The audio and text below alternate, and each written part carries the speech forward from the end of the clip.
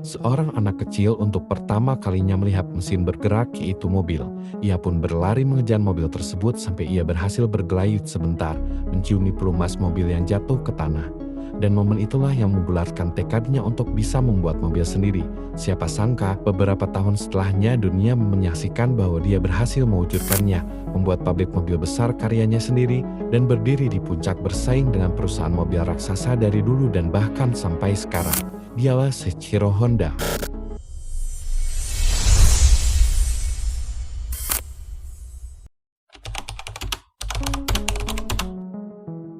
17 November 1906 jadi awal kehidupan Honda bermula. Ia terlahir ke dunia. Shizuoka yang tepatnya berada di kaki Gunung Fuji itu menjadi tempat dilahirkannya putra dari pasangan Giri Honda dan Mika Honda. Ayahnya saat itu bekerja sebagai pandai besi dan montir sepeda, dan ibunya bekerja sebagai penenun kain.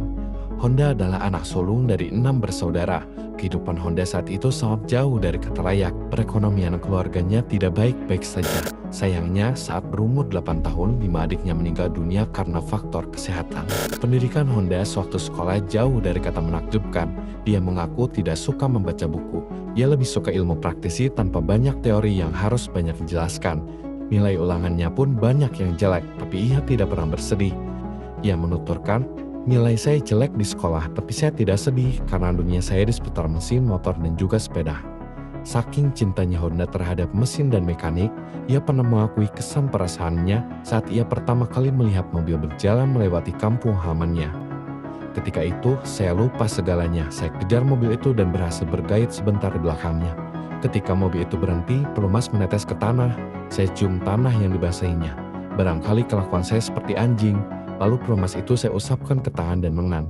Mungkin saat itu di dalam hati saya timbul keinginan, suatu saat kelak aku akan membuat mobil sendiri. Sejak saat itu, jika ada mobil yang melewati kampungnya, ia selalu lari ke jalan. Tidak peduli meskipun saat itu ia sedang menggendong adiknya sekalipun." Saat masih kecil, Honda selalu menghabiskan sebagian besar waktunya di tempat kerja ayahnya. Di sana, ia mendapatkan banyak hal dan terus mempertajam skill mekanik yang ia miliki. Tidak berhenti di sana, Honda bahkan memiliki ketertarikan juga terhadap mesin mekanik yang ada di sekitarnya, semacam mesin berkebun dan yang lain, tak pernah luput dari perhatian Honda. Hingga sampailah kabar di koran ayahnya yang memberitahu bahwa ada lowongan kerja di salah satu bengkel di Tokyo. Tanpa banyak berpikir, dia langsung berangkat untuk melamar, dan pada saat itu di usianya yang ke-15 tahun, ia diterima. Meskipun pada awalnya, ia hanya dipekerjakan sebagai cleaning service dan juga pengasuh anak dari pemilik bengkel tersebut. Ia pun bergegas meninggalkan kampung halaman tempat ia lahir menuju Hingarbinga kota. Meskipun ia hanya diterima sebagai cleaning service, ia tidak pernah berkecil hati. Bahkan, di suatu waktu saat ia berada di perantauan, ia merasakan gaji yang ia terima tidak berkecukupan untuk tinggal di perkotaan. Namun karena alasan tidak ingin mengecewakan keluarga, dengan semangat ia terus meningkatkan keahlian mekaniknya. Ia masih terus melanjutkan pekerjaannya sembari belajar dan mengamati para montir saat memperbaiki mobil yang ada di bengkel. Beberapa bulan berselang, Honda ditunjuk sebagai karyawan kasar di bengkel tersebut untuk membantu para montir menyelesaikan tugasnya. Waktu pun berjalan, Honda pun perlahan menunjukkan dedikasinya yang sangat tinggi terhadap otomotif, sehingga atasannya pun mulai dekat dengan dia. Tidak berhenti di sana, Honda juga diajari keilmuan penting tentang mekanik, bahkan atasan juga tak sungkan untuk berbagi ilmu bisnis. Baik itu bagaimana cara mengatur bisnis yang baik, dan bagaimana menjalankan bisnis dengan benar. 6 tahun berlalu, saat Honda berusia 21 tahun, ia mulai ditunjuk untuk membuka cabang di Hawamatsu yang merupakan kota di mana ia lahir.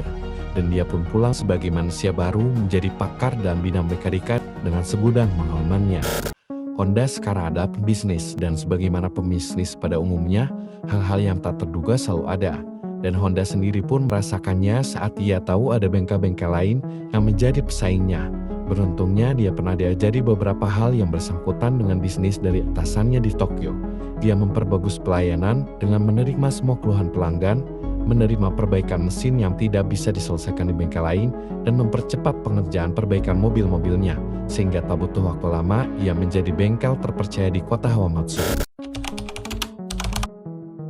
Di saat dunia masih menggunakan kayu sebagai velg untuk ban, Honda berinovasi menciptakan velg berbahan dasar logam yang membuat laju mobil semakin stabil dan semakin baik.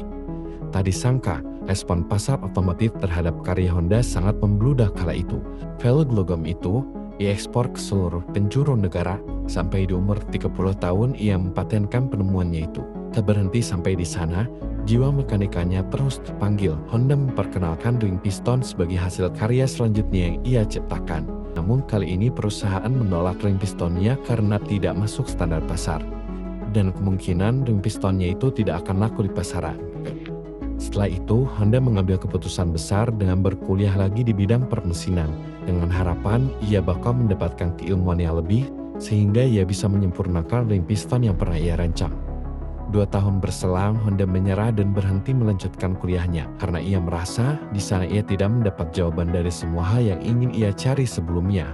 Saat ditanya rektor pun tentang kenapa ia tidak lanjut, Honda hanya menjawab bahwa ia bukan mengajar ijazah, namun hanya murni sekadar mengumpulkan ilmu permesinan di sana. Seusai Honda keluar kuliah, ia kembali menyempurnakan ring pistonnya.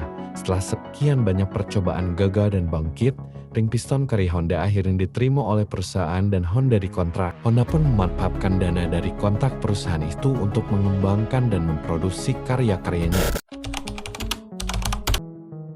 Kehidupan tak serta-merta memihak kita, begitupun yang dialami Honda saat sedang fokus untuk membangun dan mempertahankan pabriknya. Honda yang saat itu hidup di zaman Perang Dunia Kedua, pabriknya terkena dampak yang sangat serius. Pabriknya terbakar sebanyak 2 kali yang mana itu hampir saja membuat Honda di dalam bayang-bayang kebangkrutan. Jepang saat itu dalam keadaan porak-poranda, ekonomi Honda pun turun sampai dia harus menjual mobil agar dia dan keluarganya dapat menyambung hidup di tengah badai perang. Namun, Honda tidak kehabisan akal. Di tengah puing-puing bekas letupan peperangan, Honda berusaha mengumpulkan barang-barang bekas dan mengkombinasikan dengan sepeda. Tak disangka karyanya ini diminati tetangganya, sehingga ia perlahan menata kembali perekonomiannya sampai ia bisa mendirikan perusahaannya sendiri yang diberi nama Honda Motor Company. Dengan berdirinya perusahaan ia sendiri, dia terus mengembangkan dan memunculkan karya baru. Salah satunya, ia menciptakan motor yang ia namakan Dream D. Tak butuh waktu lama, Dream D saat meledak di pasar otomotif Jepang karena demand yang sangat tinggi terhadap kendaraan dan harga yang relatif murah untuk keadaan Jepang yang saat itu mengalami ketidakstabilan ekonomi pasca Perang Dunia. Honda istimewa bukan karena ia keturunan orang luar biasa dan konglomerat. Ia sama seperti kita yang meniti tangga kesuksesan dari bawah dan sama berusaha mendaki sampai puncak. Ketekunan dan dedikasinya yang tinggilah yang membuat ia menggapai titik setinggi itu. Sebelum akhir hidupnya di 5 Agustus tahun 1991, Honda tidak pernah berhenti membuat karya-karya selanjutnya. Ia tercatat sudah mempatenkan 100 hak paten untuk penemuannya. Karyanya masih membumi sampai sekarang.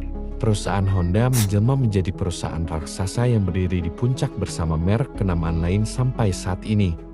Dan nama Honda akan terus harum dalam dokumentasi tinta emas sejarah manusia.